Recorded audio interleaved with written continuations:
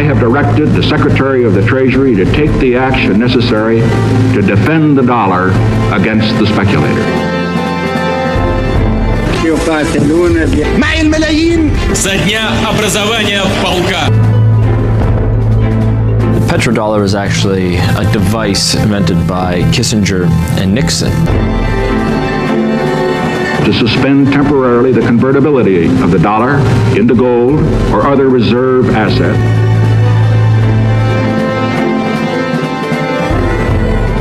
አሜሪካ ከጦርነት ማትረፍን ታውቃለች። የመጀመሪያው ዓለም ጦርነት ሲጀመር ለምሳሌ አሜሪካ $4 ቢሊዮን ዕዳ ነበረባት።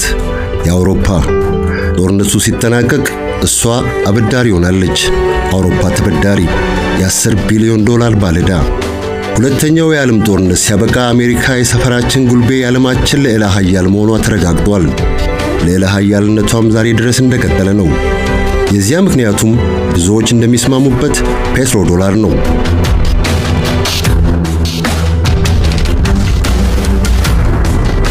ክቡራንና ክቡራት ተከታታዮች እንደምትሰነበታችሁ። የሌላ ኃያሏን ሀገር አሜሪካ ኃያልነትን ያስቀጠለው ወደረኛው ፔትሮዶላር የዛሬው ርዕሰ ጉዳያችን ነው። አብራችሁን ቆዩ።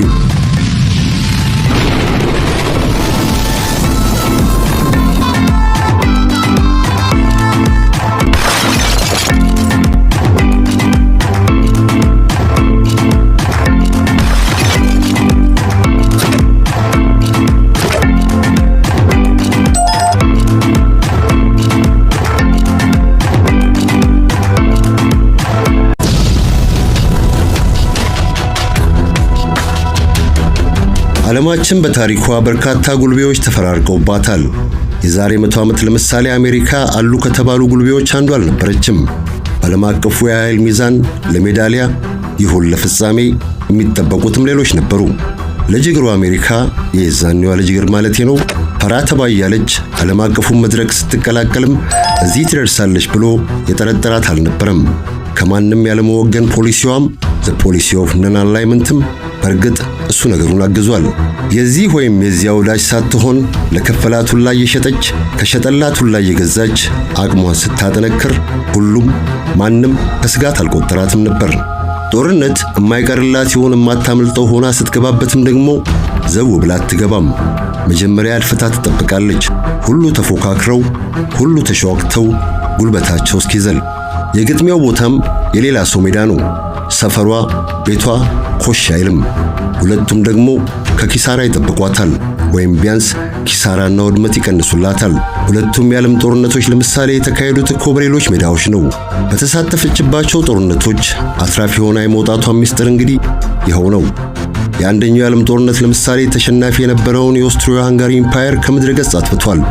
በታላቋ ብሪታንያ ግዛት የዛኔ ጀንበር አትጠልቅም ይባል ነበር። ያለ ነገርም አልነበረም። ከምድሪቱ የቆዳ ስፋት ይሁን የህዝብ ቁጥር 1/4 እኮ የሷ ነበሩ። እስከዚያ ድረስም የብሪታንያ መገበያያ የነበረው ፓውንድ ከምድራችን ገንዘቦች ሁሉ የበላይ ነበረ። ብሪታንያ ከአሸናፊዎቹ ወግና አሸናፊ ሆና ብትወጣም ደግሞ ጦርነቱ ግን በርግጥ ሰባብሯት ነበር። እሱን ተከትሎም የዛኔ ዶላር የምድራችን ዋነኛ መገበያያ ሆኖ ወጣ። ሁለተኛው የዓለም ጦርነት ሊያበቃ ወራት ብቻ ሲቀሩት የህብረቱ ኃይሎች በድላቸው ተማምነዋል። አብረውም የዓለማችን የንግድ ሥርዓት መለወጡ አይቀሬ መሆኑን ተረድተዋል። እናም በ1945 ዓመተ ምህረት 44 የዓለም ሀገራት መሪዎች በአሜሪካ ስብሰባ ሲቀመጡ አዲስ የንግድ ሥርዓት ሊዘረጉ ነበር።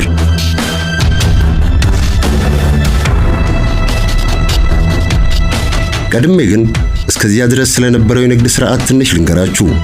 እስከዚያ ድረስ የነበረው የንግድና የገንዘብ ሥርዓት ዘ ጎልደን ስታንዳርድ በመባል ይታወቃል። ወርቅን መተማመኛው ያደረገ የንግድ ሥርዓት እንደማለት። በዚያ ሥርዓት ሀገሮች ለሚያትሙት የገንዘብ መጠን እኩያ መተማመኛ የሚሆን ወርቅ በማዕከላዊ ባንኮቻቸው ያስቀምጣሉ። የፈለገም የገንዘብ ኖቱን ብሩን ባንክ ወስዶ ሲያበቃ ወደ ወርቅ መቀየር ይቻለዋል። ሁለተኛው የዓለም ጦርነት በርካታ የአውሮፓ ሀገሮችን አውድሟል። በርካታ ሀገሮችም የመተማመኛ ወርቃቸውን ወዳለችው አሜሪካ ልከዋል። ጦርነቱ ሊጠናቀቅ ወራት ብቻ ሲቀሩ በአሜሪካ የተሰባሰቡት የሀገራቱ መሪዎች ከሁሉ በላይ ይህንኛውን ሀቅ ልብ ብለውታል። በጦርነቱ ማግስት ከሁሉ ፈርጥማ የምትወጣው አሜሪካ መገበያያ ዶላር የምድራችን ሁሉ መገበያያ እንዲሆን ሲስማሙም ከዚያ እውነታ ተነስተው ነበር። አምነዋት አላትና አታጭበረብርም ብለው America went off the gold standard and wrote An ounce of gold split up into 20 pieces, each called $1. በእርግጥም የዛኔ አሜሪካ በወርቅ ልትደግፍ ልታስተማመን የማትችለውን ገንዘብ ባለማተም ለቃሏ ታማኝ ሆና ቆይታለች። ቢያንስ ለአንድ ሁለት አስርታት። ጦርነቱን በተከተሉት እነዚህ አስርታት የአሜሪካ ኢኮኖሚ አደገ፣ ተመነደገ። ዶላርም የምድራችን ዲፋክቶ ሉላዊ መገበያያ ሆኖ ዘለቀ። እንደ አውሮፓውያን አቆጣጠር በ1963 ግን አንድ ነገር ተፈጠረ። የወቅቱ የአሜሪካ ፕሬዝዳንት የነበሩት ጆን ኤፍ ኬኔዲ በዳላስ ቴክሳስ ተገደሉ። የእሳቸውን ረፍት ተከትሎ ሀገር ሊመሩ መንበረ ስልጣኑን የተቆጣጠሩት ኤልቢ ጆንሰን ደግሞ የተለየ ኢኮኖሚ መንገድ መርጠዋል። በመጀመሪያ ግዙፍ የማህበራዊ ዋስትና ፕሮግራም ቀርጸዋል። በዚያ ላይ የቪየትናሙ ጦርነት አለ። ሁለቱም ደግሞ እንደሚታወቀው ብዙ ገንዘብ ያስወጣሉ፣ ብዙ ገንዘብ ይፈልጋሉ። እናም ሀገሪቱ ካላት አብልጣ ልታወጣ ነው። ከአቅም በላይ ማውጣትስ ትርጉሙ ብድር አይደል? አዎን። እነዚያ ዕቅዶቿን ለመፈጸም ሀገሪቱ ተጨማሪ ገንዘብ ማተም ጀመረች። እያተመች ወደ ገበያ የምትልከው ወደ ገበያ የምትበትነው ዶላር መጠንም በወርቅ ልታስተማመን ከምትችለው በላይ ሆነ።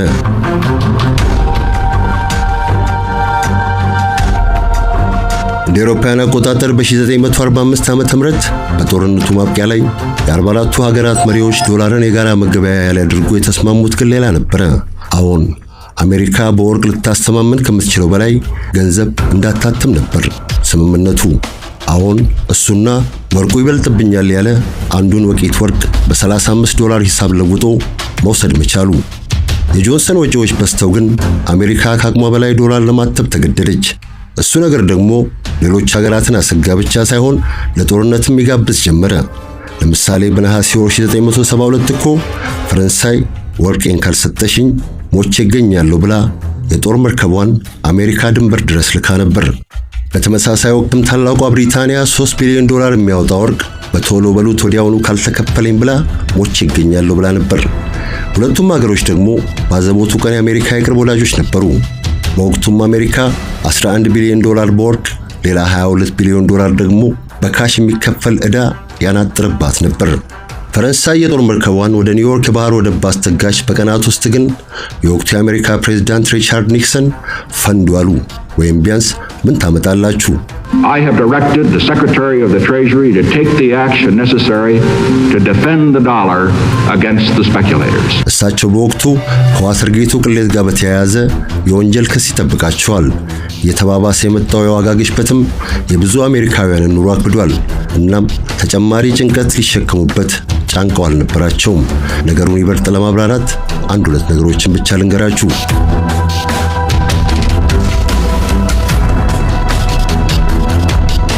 ቀድማችሁ ግን መንግስትን ይሁን ሀገርን እንደ ግለሰብ አስቡ።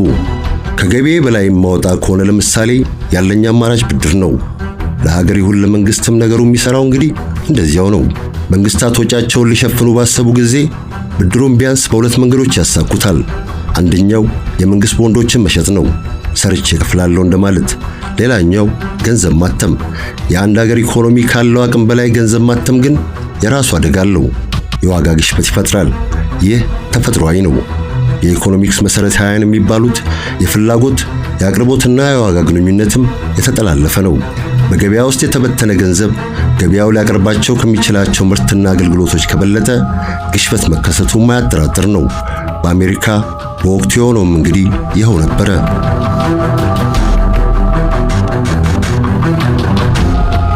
ዶላር ዓለም አቀፍ የጋራ መገበያያ እንዲሆን የተደረሰበት የዛኔው ስምምነት ሀገሮች በፈለጉ ጊዜ እጃቸው ላይ ያለ ዶላር ወደ ወርቅ መቀየር ይችላሉ ይላል። በዚያን ወቅት ሀገሮች ሁሉ ዶላራችን ወደ ወርቅ ይቀየር ቢሉ ግን አሜሪካ ግዴታዋን ልትወጣ ልትከፍል አቅም አይኖራትም። ይህን የተረዱት ኒክሰንም ያመጣችሁትን ታመጣላችሁ እንጂ አልከፍልም አልቀየርም አሉ። ፈንዱ ያልኳችሁ እሱን ነው። I have directed Secretary Connally to suspend temporarily the convertibility of the dollar into gold or other reserve asset. እርግጥ ነው እሱን ተከትሎ እንደተሰጋው ሀገሮች ወደ ጦርነት አልገቡም። እሱን ተከትሎ ግን ዓለም አቀፍ የኢኮኖሚ ቀውስ ደረሰ። እሱም ብዙ ሀገሮችን አለጣጠበ፣ ብዙ ሀገሮችንም አከሳሰረ። እዚያ ላይ ግን አንድ ነገር ተጨመረ፣ አንድ ነገር ታከለ። በወቅቱ አራተኛው የአረብ እስራኤል ጦርነት ተጀምሯል። አሜሪካ ደግሞ በወቅቱ ከእስራኤል ጎን ተሰልፋለች። ይሄ ያስቆጣቸው አረቦቹ እንሰራላታለን አሉ። አሜሪካንም መሆኑ ነው። አሉናም በወቅቱ ከኒውክሌር የሚቆጠረውን መሳሪያ መዘዙ። እሱ የነዳጅ ዘይት ነበረ፣ ፔትሮሊየም። እሱ ነገር ደግሞ በ1970ዎቹም አሜሪካ እንደ ዛሬው ነበር። መርከቦች ነዳጅ ይፈልጋሉ፣ መኪናዎችም እንደዛው። ሰዎች ስራቸው ለመድረስ መጓጓዝ አለባቸው። ፋብሪካዎች ለመንቀሳቀስ ኃይል ይፈልጋሉ። እናም ያለ ነዳጅ ሁሉ ነገር ሊቆም፣ ልዕለ ኃያሉ አሜሪካ ልትሽመደመድ ልትንኮታኮት ሆነ። የነዳጁን መስመር ከቆጣሪ በመዝጋት ብቻ ይህን ነገር ማሳካት እንደሚቻልም ከሁሉ ቀድማ ጭምር የተገነዘበችው ደግሞ ራሷ አሜሪካ ነበረች። እናም የዛኔ ሀገሪቱ አሜሪካ አንዳንዶች እንደሚሉት ከራሱ ከሳትናኤል ጋር ጋብቻ ፈጸመች። አሁን ከአረብ ሀገራቱ ሁሉ ነጥላ ሳውዲን ያዘችና ዛሬ ድረስ የዘለቀ ስምምነት ፈረመች።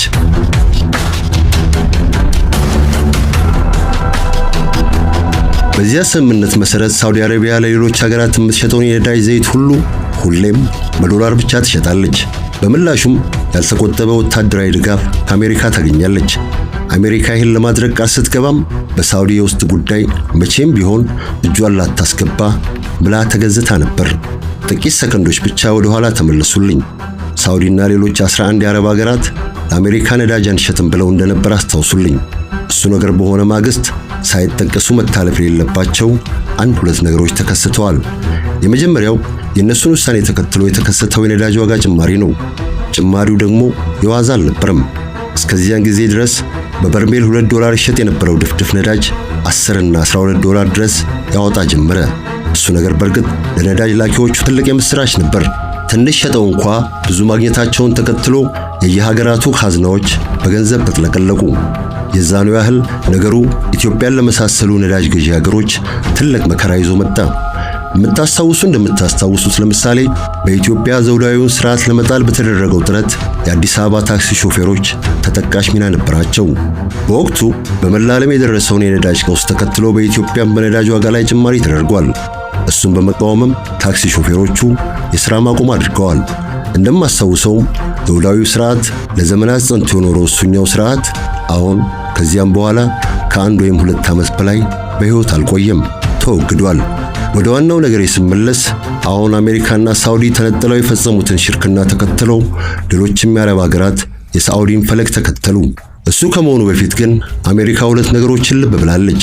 የመጀመሪያው በነዳጅ አቅርቦቷ ላይ የተቃጣ ጥቃት በህልውናዋ ላይ የተቃጣ ጥቃት መሆኑ ሲሆን፣ ሌላኛው የነዳጅ ቀውሱ የፈጠረው ግሽበት አረቦቹን በብር ማንበሻበሹ። እሷ አሜሪካ ደግሞ ሁለቱንም ትፈልጋቸዋለች፣ ህልውናዋንም ገንዘባቸውንም። እናም የዛኔ የአረብ ሀገራቱ የሳውዲን ድካ ተከትለው ነዳጃቸውን በዶላር ብቻ ለመሸጥ ሲወስኑ አሜሪካ ባንዴ ያሳካችው ሁለት ነገሮችን ነው። በአንድ ድንጋይ ሁለት ወፍ ነገር ወይም ሶስት ነገሮች። በአንድ ድንጋይ ሶስት ወፍ ቢሆንም ነገሩ ቀድማ ከህልውናዋ የምትቆጥረውን የነዳጅ አቅርቦት አስተማመነች። ለጥቃም ነዳጅ በዶላር ብቻ እንዲሸጥ በማድረግ በዓለም አቀፉ የግብይት መድረክ የዶላርን ልዕለ ኃያልነት አረጋገጠች። ሀገሮችም ነዳጅ ለመግዛት ዶላር ሲፈልጉ ተቀማጫቸውን በዶላር አደረጉት። The petrodollar is actually a device invented by Kissinger and Nixon. እሱም በተራው በዶላር ላይ ያለ መተማመንን ጨምሮ የዶላርን ጉልበት አፈረጠመ። ያን ጊዜ በእርግጥ ከነዳጅ ጋር የተቆራኘው ዶላር ፔትሮ ዶላር ተወልዷል። ከነዳጅ በተገኘ ዶላር ካዝናቸው ያበጠው አረብ ሀገሮች ደግሞ ገንዘቡን መጣያ አጥተዋል። በዚህ ጊዜ በዚያም ላይ ከቅኝ ግዛት ነፃ በወጡ ማግስት አምባገነኖች የተቆጣጠሯቸው እነዚህ ሀገሮች እርስ በርስ የማያስማሟቸው ብዙ ነገሮች አሏቸው። አካባቢያቸውም ከጠብርቆ ጦርነት አጥቶት ብሎ ሰላም አግኝቶ አያውቅም። እናም አሜሪካ ለነሱ የጦር መሳሪያዎችን በገፍ እየሸጠች እያንዳንዳቸው እጅ የገባን ዶላር መልሳ ትረከባቸው፣ መልሳ ትቀበላቸው ጀምራለች። እስካሁን ተረድታችሁኛል ብዬ እንደማምነው ገንዘብ ለማተብ ተቀማጭ በወርቅ ማስያዝ፣ ማስጨምደድ የሚሉት ነገር በዚህ ወቅት ቀርቷል።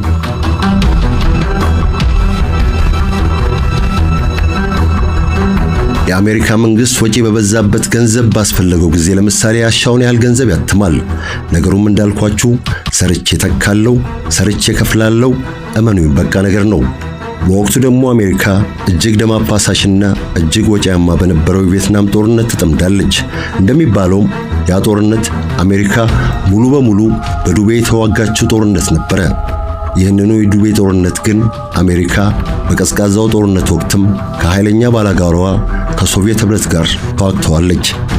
በወቅቱ አሜሪካ ነዳጅ ቢያስፈልጋት ለምሳሌ ነገሩ ለሷ ወረቀት በእሳት እንደመጥበስ ነው፣ ብር ማተም ነው። ባላጋራዋ ሶቪየት ኅብረት ነዳጅ ቢያስፈልጋት ግን ጉድጓድ ምሳ ነዳጅ ማውጣት ይኖርባታል። እሱ ብቻም አይደለም። ሶቪየት ኅብረት ማሽን ይሁን መድኃኒት ከውጭ መግዛት ብትፈልግም ዶላር ያስፈልጋታል። እሱንም የምታሳካውም ጉድጓድ ቆፍራ ያወጣችውን ነዳጅ በዶላር ከሸጠች በኋላ ነበር። ወደረኛው ፔትሮ ዶላር ለአሜሪካ ያሳካው ግን ይሄን ብቻ አልነበረም። መላውን ዓለም ምስራቅና ምዕራብ ብሎ ከፍሎ ቢሊዮኖችን ጠላትና ወዳጅ አድርጎ ሲያስተላልቅ የነበረውን ቀዝቃዛው የዓለም ጦርነትን አሜሪካ አሸናፊ ሆና እንድትወጣ ያስቻለውም ራሱ ፔትሮ ዶላር ነበረ የሚሉ ብዙ ናቸው። እሱ ብቻም አይደለም የሚሉም ግን ሌሎች ብዙዎች አሉ።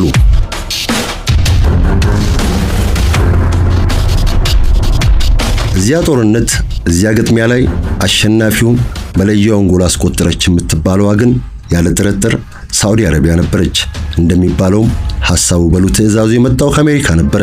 እኛ ሚዛናዊ ስንሆን በ1980ዎቹ መጨረሻ ላይ አሜሪካ ሳዑዲ አረቢያን የነዳጅ ምርቷን ታሳድግ ዘንድ አሳመነቻት እንላለን። ቀሪው ቀላል ኢኮኖሚክስ ነው። ምርት ወይም ሸቀጥ ሲበዛ ዋጋ ይቀንሳል። የሆነውም እንደዚያ ነበር። በዓለም ገበያ የነዳጅ ምርት መትረፍረፍን ተከትሎ የነዳጅ ዋጋ በዓለም ገበያ ዘጭ አለ። ነገሩን አትሪሽን ይሉታል፣ መደማማት እንደማለት። እኔም ልድማ እሱም ይድማ፣ ብቻ እሱ አብዝቶ ይድማ እንደማለት።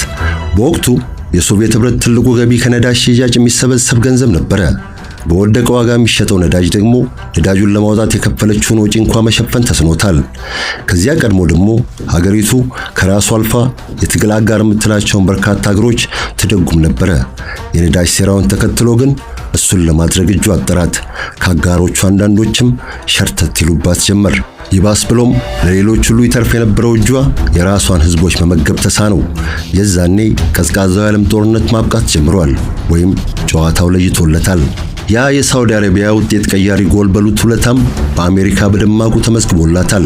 እንደምታውቁት በአንድ የቤተሰብ አባላት የምትመራው ሳውዲ በሰው ልጅ ግስጋሴ ሂውማን ፕሮግሬስ አብዝታ ጭምር ወደ ኋላ የቀረች ነች። የሴቶች መብቶች፣ ዲሞክራሲውን፣ የፕሬስ ነጻነት በሀገሪቱ የማይታሰቡ ሆነው ኑረዋል ለረጅም ዓመታት። የሰው ልጆች መብት ተሟጋች፣ የዲሞክራሲ ጠበቃ ነኝ የምትለው አሜሪካ ግን አንድም ጊዜ ስሟን በክፉ ሳታነሳ ኖራለች። ይህም ዲሞክራት ይምጣ ሪፐብሊካን የማይለወጠው የአሜሪካ መንግስት ፖሊሲ ሆኖ ይኖረ ነው።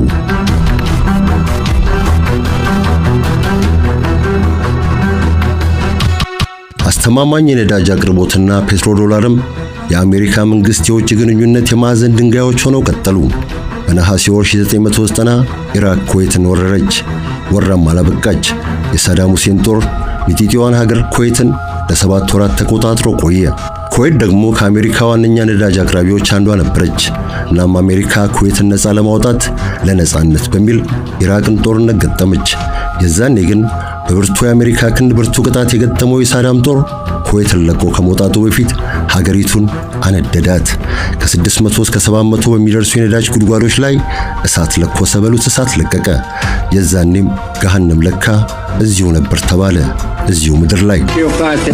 በህዳር 2000 ዓ.ም የቀድሞ የኢራቅ ፕሬዝዳንት ሳዳም ሁሴን ነዳጅን የሚሸጠው በዩሮ ብቻ ነው አሉ። አደረጉትም። እስከ የካቲት ወር 2003 ብቻ 3 ሚሊዮን በርሜል ነዳጅ በ26 ቢሊዮን ዩሮ ሸጡ። ይህን የአሜሪካ አላስቻላትም። መልሳ ኢራቅን ወረረች። ዘመቻውንም ኢራቅን ነፃ የሚያወጣው ዘመቻ አለችው፣ ኦፕሬሽን ኢራቂ ፍሪደም። ከአንድ ወር በኋላ ሳዳም ሁሴን ወርደዋል ሐውልታቸውም። ከ4 ወራት በኋላ ደግሞ ሀገሪቱ ኢራቅ ነዳጇን በዶላር መሸጥ ጀምራለች። እንደ አውሮፓውያን አቆጣጠር በ2003 ዓ.ም የወቅቱ የቬኔዙዌላ ፕሬዝዳንት ነውጠኛው አብዮተኛ ሂውጎ ቻቬዝ ነዳጅን አልሸጥም አሉ በዩሮ ካልሆነ። በወራት ውስጥ በአሜሪካ አቀነባባሪነት የመፈንቅለ መንግስት ሙከራ ተደረገባቸው። መፈንቅለ መንግስቱ ከሸፈ። እሱን ተከትሎ በሀገሪቱ የተከሰተው ቀውስ ግን አብዝታ ባለጠጋ የሆነችውን እሷን ከምድራችን ደሃ ሀገሮች ተርታ አሰለፋት። በ2009 ዓ.ም የቀድሞ የሊቢያ መሪ ሙአመር ጋዳፊ በተራቸው ፔትሮ ዶላርን ተሳፈጡ። ይባስ ብለውም በወርቅ የተደገፈ አንድ አፍሪካዊ የጋራ መገበያያ ለመመስረት ማቀዳቸውን ይፋ አደረጉ። አሜሪካ መስራቹ ኔቶ ሊቢያ ላይ ዘመተ። የዛኔ ህዝባቸውን አብዝተው ጭምር ይወዱ የነበሩት፣ ለህዝባቸው ከመልካም አባት ይቆጠሩ የነበሩት የእሳቸው መጨረሻ ግን አሳዛኝ ሆነ። ከተደበቁበት ከተወለዱበት ከሰፈራቸው ልበላችሁ ሰርች ሳሉ ቀድሞ የአሜሪካ አየር ኃይል እሳቸውንና ጀባቸውን በአየር ደበደበ። ቀጥሎ የገዛ ሰዎቻቸው ጨረሷቸው።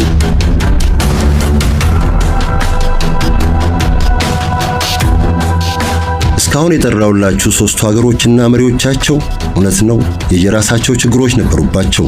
መልካም ነገሮችም ግን እንደዚያው። ሶስቱንም የሚያመሳስላቸው ግን የነዳጅ ዘይት ነው። እሱና ሶስቱም በፔትሮ ዶላር ላይ የያዙት አቋም። ቬኔዙዌላ በነዳጅ ክምችት የምድራችን አንደኛ ነች። በሱ መለኪያ ስድስተኛ የሆነችው ኢራቅ አምስተኛዋ የዓለማችን ነዳጅ ላኪ ሀገር ናት። ሊቢያን በአፍሪካ በነዳጅ ክምችት የሚደርስባት የለም። እናም ነገሩ ከወደረኛው ፔትሮ ዶላር ጋር መገዳደር በሉት ወደረኛው ፔትሮ ዶላርን መሳፈጥ በልዕለ ኃያሉ አሜሪካና አጋሮቿ አይን ከገዳይ ጥፋት ፌታል ሚስቴክ ተቆጥሮ ቆየ። እሱም ባደረጉ እሱም በሞከሩ ላይም የአሜሪካ የቁጣ ማዕት ዘነበባቸው። የማይለወጥ ነገር ግን የለም እንደሚባለው ከራሱ ከለውጥ በስተቀር። እሱኛው ነገርም የማይለወጠው የህይወት ሀቅ ነው። ከአሜሪካ በፊት ኢምፓየሮች ነበሩ፣ ጉልቤዎች ተራቸው ደርሶ በሌላ ተረኛ እስኪተኩ። ሲጠፉም ቀላል አልጠፉም። ልካቸው በሉት አሻራቸው እስካይገኝ ድረስ የጠፉም አሉ እኮ።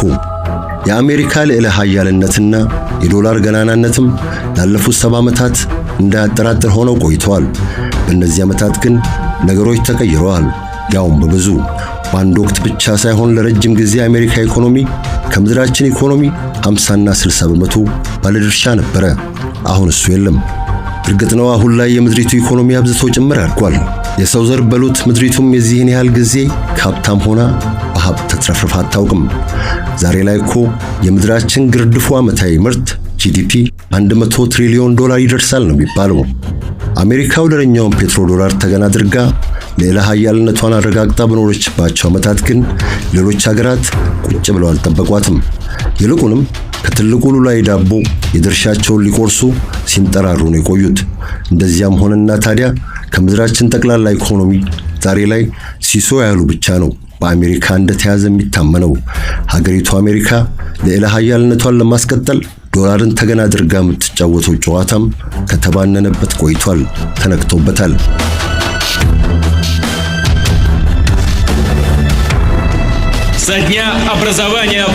እንደ አውሮፓውያን አቆጣጠር በ2014 ዓ.ም ለምሳሌ ሩሲያ ክሪሚያን ወራለች። እሱን ተከትሎ በሩሲያ ላይ የማዕቀብ ውርጅብኝ ወረደባት። ማዕቀቦቹ ያሳመሟት ሩሲያ ህመሟን ያበረታባት ከምንም በላይ በዶላር ላይ የነበራት ጥገኝነት መሆኑን ተረዳች። እናም ዛሬ ከዩክሬን ጋር ለገባችበት ቀውስ በሉት ለማይቀረው ጦርነት ስትዘጋጅ እሱ ነገር ላይ ጠንክራ ሰራች። ከውጭ የሚገቡ ምርቶችን በሀገር ውስጥ ምርቶች ለመተካት ተጋች። ኢምፖርት ሰብስቲቲዩሽን ይሉታል እሱኛውን ነገር። የውጭ ምንዛሪ ክምችቷንም ለማሳደግ እንደዚያው። በውጤቱም ኔት ኤክስፖርተር ለመሆን በቃች። እሱም ከውጭ ከምታስገባው ወደ ውጭ የምትልከው የበዛላት ሀገር እንደማለት ነው። ዶላርን ዓለም አቀፍ መገበያያ ያደረገው ስርዓት ፍትህ የጎደለው መሆኑንም ዓለም ይበልጥ እየተረዳው መጣ። ሩሲያ ወደ አውሮፓ ለምትልከው የተፈጥሮ ጋዝ ሩብል ከተሰኘው መገበያያዋ ውጪ አልቀበልም ስትል እኮ ለዚያ ነበረ። በሩብል ሊከፍሏት ለፈቀዱ እንደ ህንድ ላሉ ሀገሮች እስከ 30% ቅናሽ ስትፈቅድም ነገሩን ማለማመዷ ነው። በዚያም ላይ ሳይንሱ አለ። ከቅሪተ አካል የሚገኝ ኃይል ፎሲል ፊውል በኢንዱስትሪ አብዮት ዘመን የጀመረ ዛሬ ድረስ አብሮን ተጉዟል። በነገራችን ላይ ነገሩ አዲስ ስለሆነባችሁ የተፈጥሮ ጋዝ ይሁን የነዳጅ ዘይት ምድባቸው እዚህ ውስጥ ነው፣ ፎሲል ፊውል ውስጥ። ይህንኛው የኃይል አማራጭ ምድራችን ለደረሰችበት እድገት እውነት ነው ባለውለታ ቢሆንም ምድራችንን ግን በብዙ በክሎ በብዙ አቆሽሿል። በዚያ መንገድ መቀጠል ደግሞ ከቶንም የማይቻል መሆኑ በተለይ ዛሬ ላይ ተረጋግጧል። እሱን ሊተኩ የሚታሰቡ ታዳሽ ብሏቸው አረንጓዴ የኃይል አማራጮች እሱን ነገር በቶሎ ሊያስቀሩ ይጠበቃሉ።